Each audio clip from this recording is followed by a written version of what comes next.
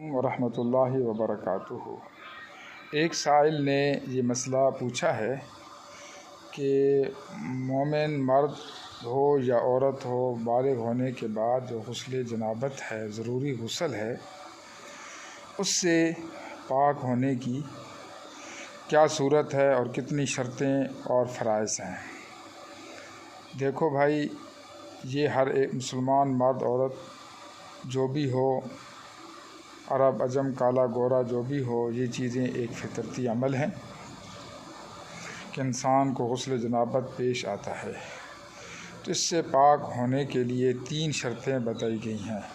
جب بندہ ناپاک ہو جائے اور غسل جنابت واجب ہو جائے تو غسل جنابت سے پاک ہونے کے لیے 3 چیزوں کو ذہن میں رکھے، 3 رکن کہو یا 3 شرطیں۔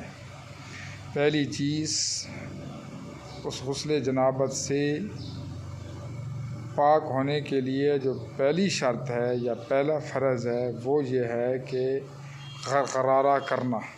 غرغرارہ بولتے ہیں منہ میں اتنا پانی ڈالے اور گلے میں اس پانی کو گھمائے، جہاں پہ غرغر کی آواز نکلتی ہے وہاں تک پانی جائے۔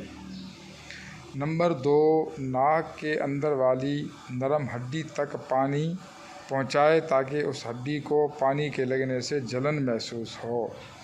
نمبر 3، پورے جسم، جو بال والی جگہ ہے، پورا جسم ہے، سر کے بال سے ناخن تک اس کو تر بتر کر دے، کوئی جگہ بال برابر بھی خشک نہ رہے۔